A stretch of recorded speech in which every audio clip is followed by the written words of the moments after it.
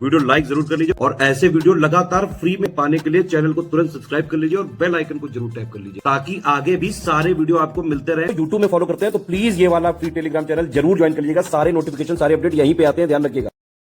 UPPSC RO ARO 2023 की 411 vacancies में prelims exam की तैयारी के लिए स्टडी फॉर सिविल सर्विसेज का लेटेस्ट पेड ग्रुप शुरू हुआ है 22 अक्टूबर 2023 से।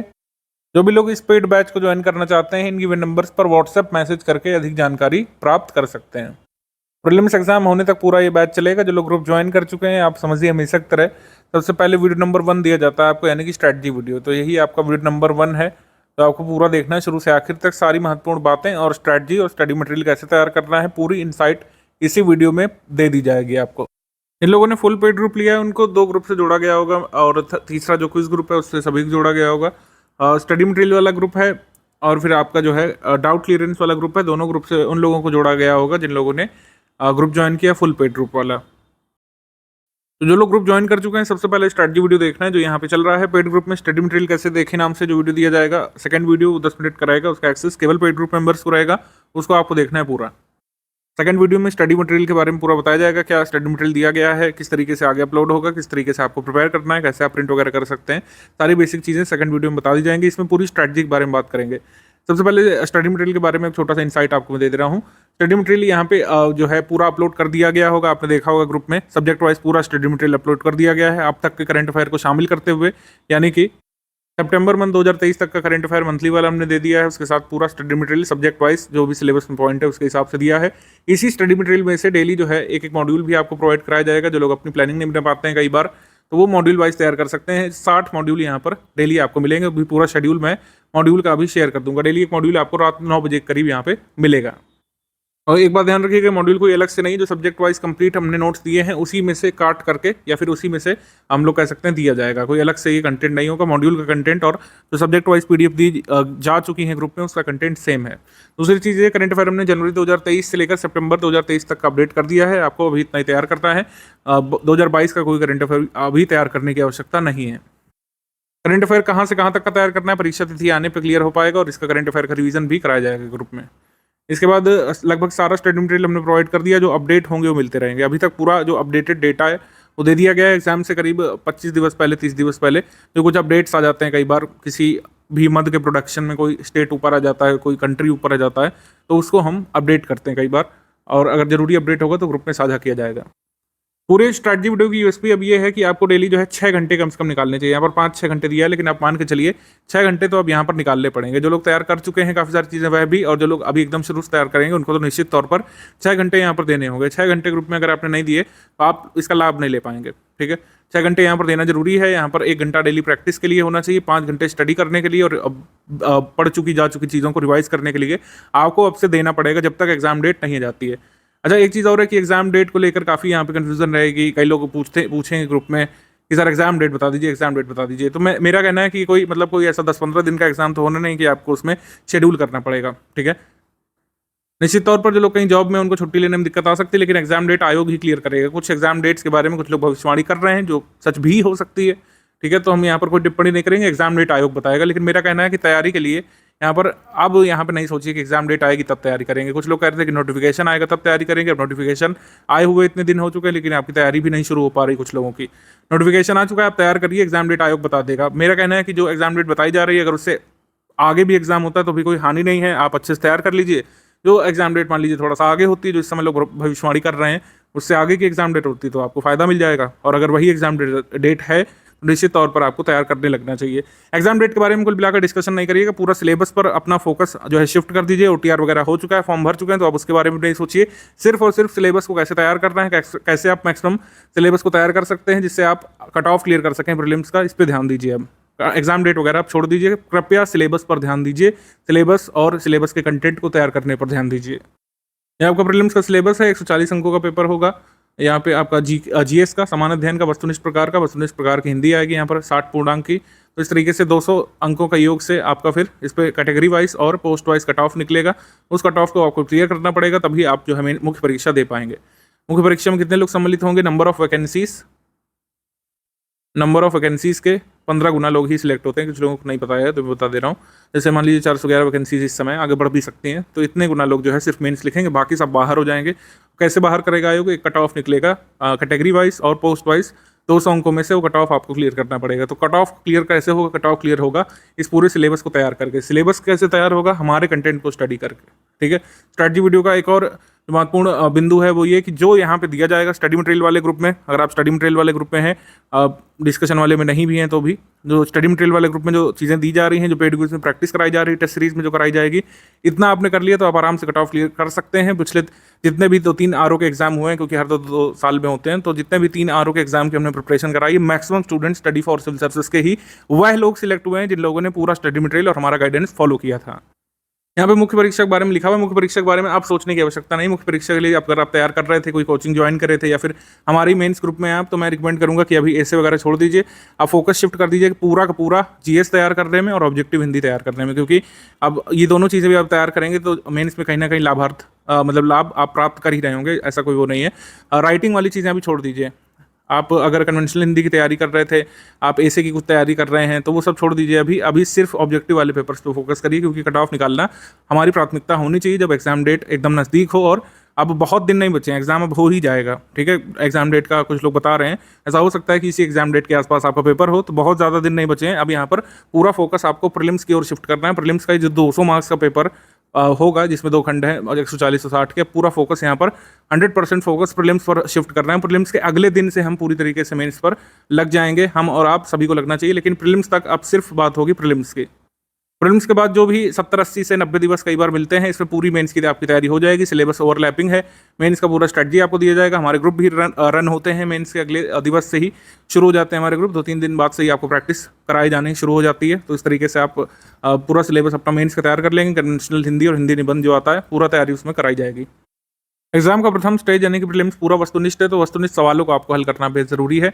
एग्जाम डेट जब नज़दीक होती है तो यहाँ पर प्रैक्टिस आपको बढ़ा देनी चाहिए। जैसे मैंने पहले भी कहा कि 6 घंटे में से 1 घंटा आपका पूरी तरीके से प्रैक्टिस की तरफ जाना चाहिए। प्रैक्टिस भी सिर्फ और सिर्फ पीवाईक्यू की नहीं करनी है, ठीक है। ओरिजिनल क्वेश्चन की प्रैक्टिस आपको करनी चाहिए। Original question study for civil services देगा आपको, पेड क्विज ग्रुप में हम दे चुके हैं। लगातार क्विज चल भी रही है और करीब 8-9 हज़ार क्वेश्चन ऑलरेडी हम अपलोड कर चुके हैं हिंदी के, और जीएस के भी क्वेश्चन हम अपलोड कर चुके हैं 3-4 हज़ार, और लगातार क्विज चल भी रही है। नई क्विज भी आ रही है, पुरानी क्विज का भी पूरा लिंक वगैरह बना के दे दिया गया है, आप उसको करिए। और पीवाईक्यू जो हमने अपडेट करके कंपाइल करके दिए हैं उनको करिए। पीवाईक्यू पूरे 10-15 साल के कुछ लोग लगाने के लिए कह रहे हैं, लेकिन बिल्कुल ये सच बात नहीं है, या फिर ये हेल्पफुल नहीं रहेगा आपके लिए। पीवाईक्यू जो है 5-6 वर्षों के जरूरी हैं पिछले, और उन्हीं से रिपीट भी होते हैं क्वेश्चन। बहुत पुराने से क्वेश्चन रिपीट भी नहीं हो रहे हैं। क्वेश्चन रिपीट होते ही नहीं एक्चुअली यूपीपीसीएस में, डायरेक्टली इनडायरेक्टली कुछ क्वेश्चन रिपीट होते हैं निश्चित तौर पर, और वो सब हमने कंपाइल करके दे दिए हैं 5-6 वर्षों के, उन्हीं को लगा लीजिए, उतना सफिशिएंट होगा। पीवाईक्यू की कोई बुक और उसके एक्सप्लेनेशंस को अब नहीं देखने की जरूरत है, क्योंकि इसमें उतना सारा टाइम आपको चला जाएगा जो आपको प्रोडक्टिव रिजल्ट नहीं देने वाला है। बहुत ज़्यादा प्रयोग की अब गुंजाइश नहीं बची है। आप इधर का ग्रुप ज्वाइन कर लें, हमारा भी ज्वाइन कर लें, किसी और का भी ज्वाइन कर लें, किसी लाइव क्लासेस को ज्वाइन कर लें। कोई ऑफलाइन इंस्टीट्यूट खुला है नया नया, काफ़ी अच्छा क्लेम कर रहा है, एडवर्टीजमेंट है जिसका अच्छा, उसकी क्लास ज्वाइन कर लें, डेमो क्लास किसी के ले लें, फ्री ऑफ कॉस्ट कोई प्रोवाइड करवा रहा है। ये सब अगर आपको करना है तो पहले आपने किया होगा या फिर कर रहे होंगे तो ठीक है, आप करेंगे तो ये बहुत ही हानिकारक सिद्ध होगा। वैकेंसी 2 साल 2.5 साल में आती है आरओ की, आप अपना चांस खो देंगे अगर प्रयोग करते रहेंगे तो, ठीक है। प्रयोग करने का नहीं समय बचा है, अब जो है एफर्ट लगाने का समय बचा है। एक दिशा में आपको एफर्ट लगाने की ज़रूरत है। अगर आप हमारे ग्रुप में आ चुके हैं तो मैं आपको निश्चित तौर पर हमारी दिशा की ओर इशारा करूंगा कि इस दिशा में काम करिए अगर सिलेक्शन लेना है तो। इधर उधर जो है अगर आप ये सब प्रयोग वगैरह कर रहे थे तो आप इसको बंद कर दीजिए। मैं बहुत सीरियसली और कुछ जिम्मेदारी के साथ ये बात आपसे कह रहा हूँ।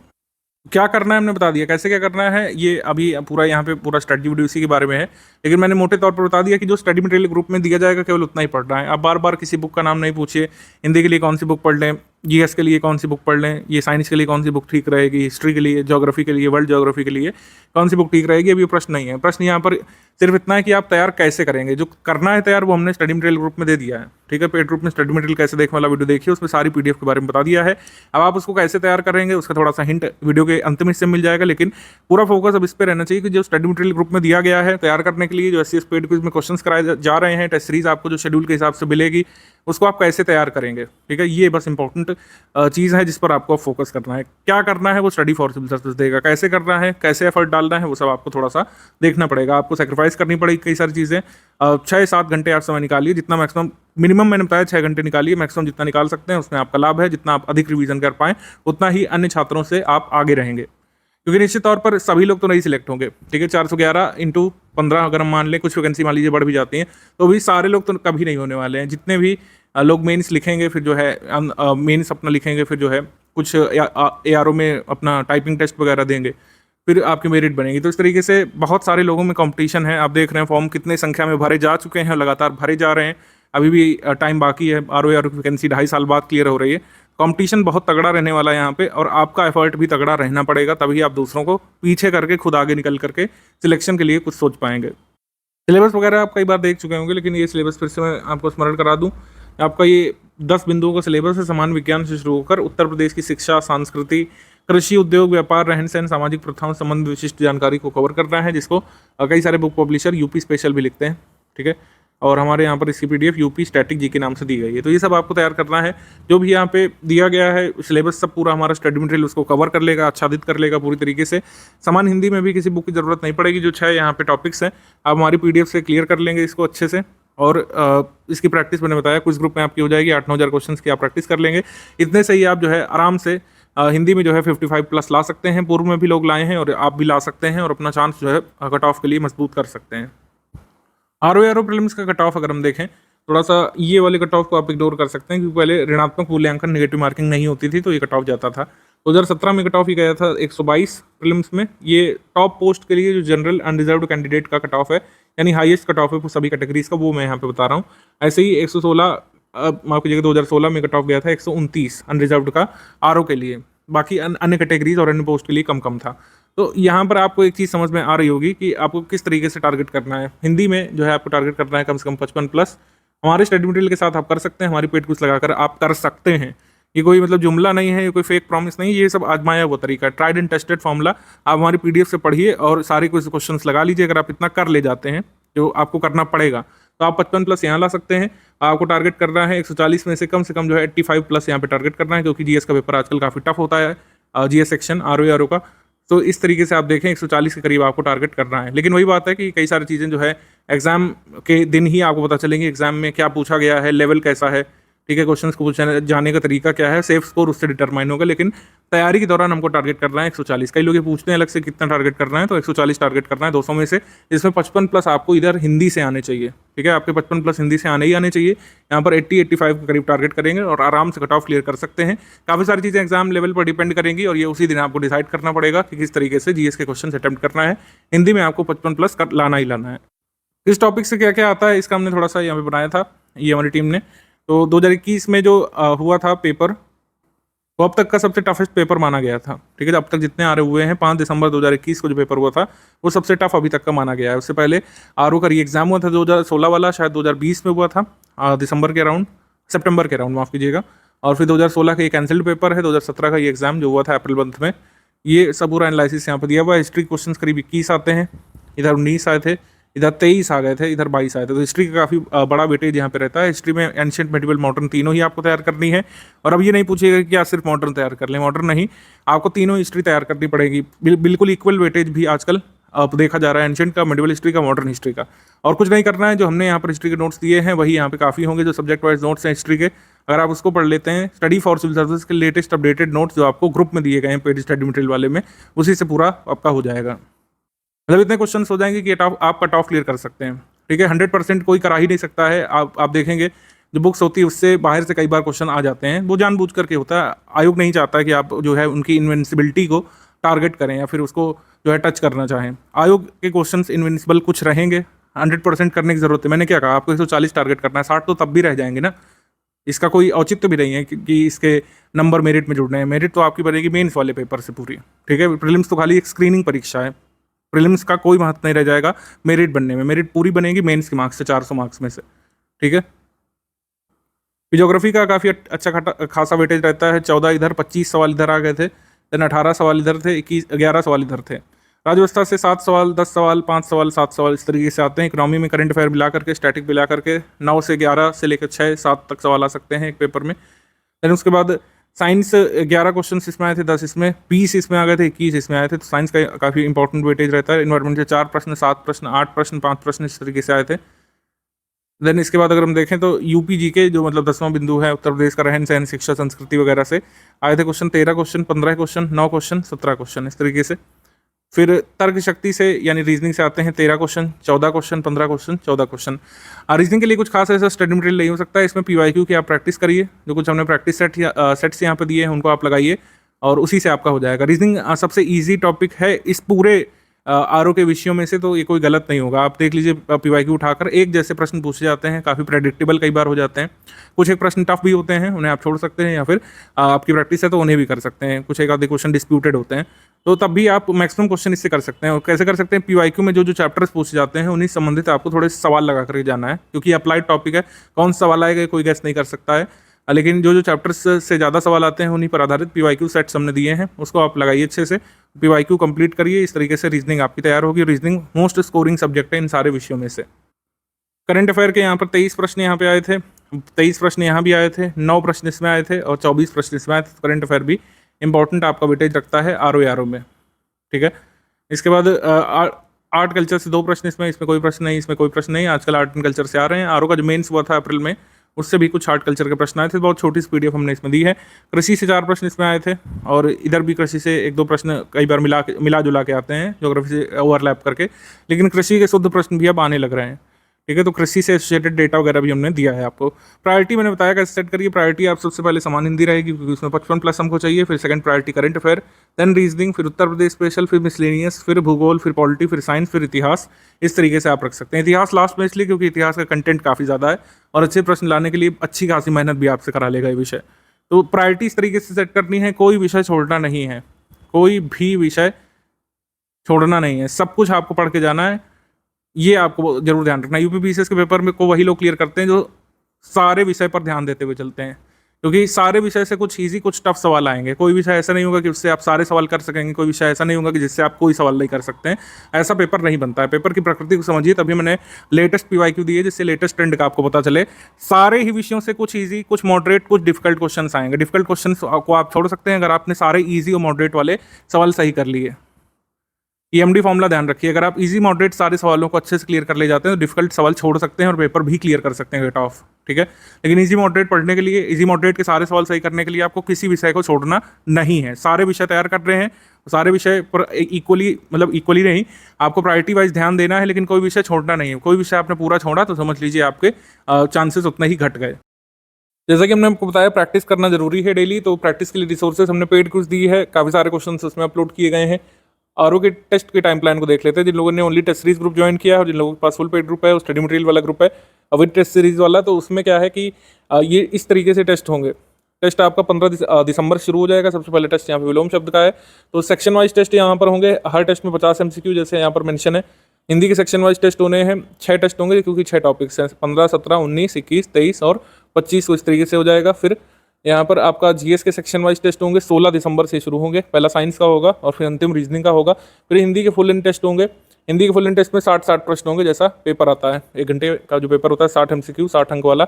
और GS के फुल इन टेस्ट होगा, जिसमें 140 MCQ होते हैं, जैसा आपका रियल पेपर आता है।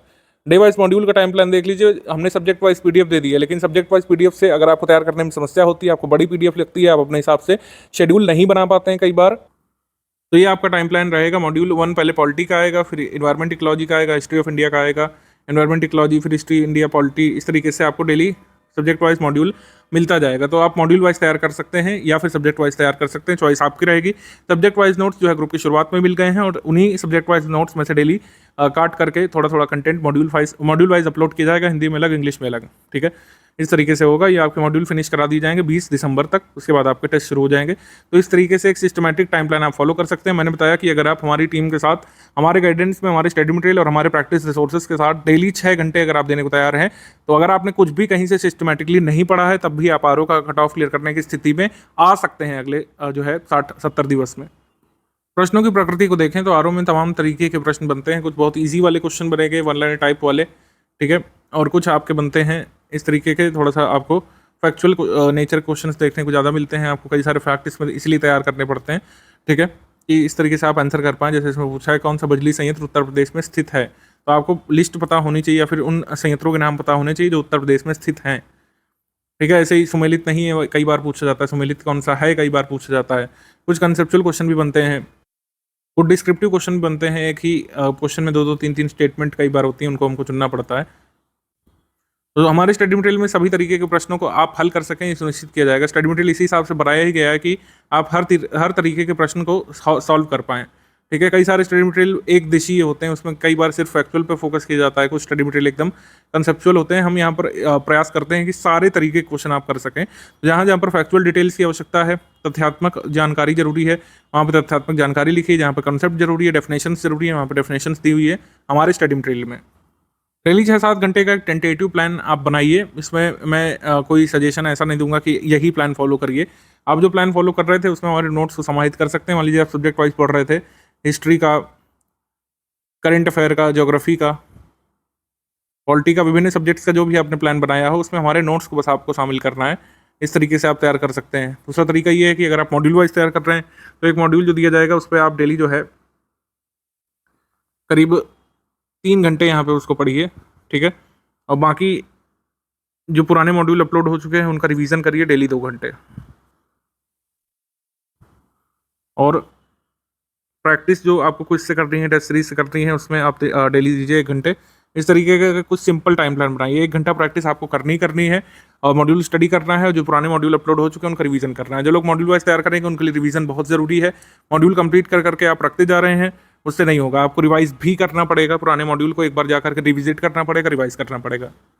यहाँ पर भी वस्तुनिष्ठ पेपर होता है, फैक्चुअल नेचर का एग्जाम होता है, वहाँ पर रिवीजन का बहुत महत्व बढ़ जाता है। आप पुराना कुछ ना कुछ नियमित अंतराल में रिवाइज जरूर करें। और रिवीजन की टेक्निक्स क्या है कि रिवीजन में आपको पूरा उतना टाइम नहीं देना है जितना आपने पढ़ने में दिया। रिवीजन में आप कोशिश करिए कि 1/4 टाइम दें जितना आपने उस कंटेंट को पढ़ने में दिया था। मान लीजिए मॉड्यूल पढ़ने में, किसी मॉड्यूल को पढ़ने में आप डेली 2 घंटे अगर दे रहे हैं, या फिर किसी भी सब्जेक्ट के मॉड्यूल में 2 घंटे दे रहे हैं, तो उसको रिवाइज करने में 30 मिनट से ज़्यादा आपको नहीं देना है। नोट्स बनाने चाहिए या फिर नहीं, इसमें कई लोग पूछते हैं। तो कुछ लोग क्या करते हैं कि बहुत ही ज़्यादा मतलब कह सकते हैं इंटेंसिव प्रैक्टिस करते हैं। मतलब आप पेन कॉपी के बिना कुछ लोग पढ़ नहीं पाते हैं। तो वो जो लोग ऐसी तैयारी करते हैं उनके लिए तो ठीक है, नोट्स आप जरूर बनाइए। मैं नहीं कह रहा हूँ कि मत बनाइए। कुछ लोग जो है थोड़ा सा लेजी टाइप स्टडी करते हैं, इसमें कई लोग शामिल हैं। ऐसा नहीं है कि नोट्स नहीं बनाएंगे सिलेक्शन नहीं होगा। कुछ लोगों का नोट्स बनाए बिना भी सिलेक्शन हुआ है। कुछ लोग जो नोट्स बनाते हैं वो सिलेक्ट होते हैं निश्चित तौर पर। तो लेजी टाइप जो होते हैं वो मल्टीपल रिवीजन में विश्वास करते हैं। ठीक है, उन लोग का मानना है कि हम मल्टीपल टाइम्स रिवाइज कर लेंगे, ठीक है, तो वही हमारा इक्वल टू हो जाएगा। मल्टीपल टाइम्स आप कुछ लोग रिवाइज करते हैं नियमित अंतराल में, उनका भी सही है। कुछ लोग एक बार पढ़ते हैं फिर अपने नोट्स से उसको रिवाइज करते हैं। नोट्स मेकिंग में एक बात ध्यान रखना है, यूपीपीसीएस के लिए नोट मेकिंग अगर आप कर रहे हैं तो इसमें बहुत केयरफुल रहना है कि नोट्स आपके शॉर्ट रहने चाहिए, और जो शॉर्ट नोट्स होंगे वही रेलिवेंट रहने चाहिए, वही रेलिवेंट होंगे। अब शॉर्ट रेलिवेंट का मतलब क्या है, इसको थोड़ा सा एग्जांपल समझिए। मान लीजिए राष्ट्रपति हैं, उनकी लिस्ट दी हुई है, पूरी list of presidents of India दिया हुआ है, list of Uttar Pradesh governor दिया हुआ है, जहाँ पर लिस्ट दी हुई है पूरी, नामों की कई सारी लिस्ट दी हुई है, कौन सी खाने कहाँ पाई जाती हैं पूरे देश में। उत्तर प्रदेश में बिजली संयंत्र जैसे पूछा था कौन से, उत्तर प्रदेश में राष्ट्रीय उद्यान कौन से, उत्तर प्रदेश में सेंचुरीज कौन कौन सी हैं। तो जहाँ जहाँ पर लिस्टिंग्स हैं, उनमें मल्टीपल रिवीजन पर फोकस करिए, क्योंकि वो मल्टीपल रिवीजन से ही तैयार होगा। आप कितनी बार भी उसको लिख लें, मतलब एक बार लिखने से नहीं तैयार हो गया, तो आप मल्टीपल टाइम्स उसको राइट करें। ठीक है, मल्टीपल रिवीजन जो है ये टेक्निक जो है किसमें काम आएगी, जैसे यहाँ पर लिस्ट्स हैं, कई सारी लिस्टिंग्स हैं। ठीक है, और जहाँ पर डेफिनेशन है, जहाँ पे कॉन्सेप्ट है, वहाँ पे नोट मेकिंग काम आएगी। लेकिन ऐसा नहीं है कि आपको खुद से लिखना पड़ेगा। जो भी स्टडी मटेरियल दिया है वो अपने आप में कई जगह नोट्स देता है, आपको प्रोवाइड कराता है। जैसे फॉर एग्जाम्पल चंद्रयान 3 है, इसके लॉन्च से लेकर के बाकी सब चीज़ें हमने कवर करी हैं। लॉन्च व्हीकल इसका क्या है, ठीक है, इसके मिशन के ऑब्जेक्टिव्स क्या हैं, और इसमें रोवर लैंडर के नाम क्या क्या हैं, डेट्स वगैरह जो इम्पोर्टेंट है, कब इसने कहाँ पे लैंड किया, सिग्निफिकेंस क्या है, ये सब नोट्स में कवर्ड है। नई पार्लियामेंट बिल्डिंग जो आई थी उसके सारे हमने इंपॉर्टेंट एस्पेक्ट्स कवर करा दिए हैं ऑलरेडी। तो आप मल्टीपल रिवीजन पर रिलाई कर सकते हैं, और उसी नोट्स में से अगर आप चाहें तो कुछ इंपॉर्टेंट फैक्ट्स नोट कर सकते हैं। अदरवाइज कंपलसरी नहीं, नोट मेकिंग हमारे यहाँ पे नहीं कंपलसरी, क्योंकि हम कई सारी चीज़ों के नोट्स ऑलरेडी देते हैं। जो भी इंपॉर्टेंट टॉपिक्स जो बर्निंग इशूज़ हैं, और जैसे जो वाटर सेंसस हुआ था, वाटर बॉडी सेंसस हुआ था, उससे पूछे जाने की संभावना है, तो उसके भी नोट्स आपको मंथली करंट अफेयर मिल जाएंगे। जो यूएनएफपीए की रिपोर्ट आई थी, काफ़ी इंपॉर्टेंट एरो के लिए, यूएनएफपीए की रिपोर्ट आई थी जिसमें इंडिया जो है लार्जेस्ट पॉपुलेशन बन गया है पूरे विश्व की, उससे संबंधित तथ्य हो गए। जो टाइगर रिपोर्ट आई है लेटेस्ट जुलाई मंथ में, उससे संबंधित तथ्य कौन कौन ज़रूरी हैं, सब हमने यहाँ पे प्रोवाइड कर दिया है। बस आप उसको तैयार कर लीजिए अच्छे से, ये कर लीजिए। ये हमारा यूपीपीसीएस का क्विज ग्रुप है, इसको मैं जो विशेष तरीके से आपको दिखा दे रहा हूँ कि प्रैक्टिस कहाँ से करना है। इसमें आप देखें, अगर तो हमने यहाँ पर पिन कर रखे हैं सारे टॉपिक वाइज क्विज यहाँ पे पिन कर रखे हैं। जैसे अगर हम देखें सारे आर ओ के हिंदी के क्विज अगर आपको चाहिए एक साथ लिंक वाइज, तो यहाँ पे दिया हुआ है लिंक। इस पर जैसे हम लोग टच करेंगे हल्का सा, यहाँ पे हम जैसे टच करेंगे तो देखेंगे समान हिंदी क्विज डे 1 डे से लेकर हमारी डे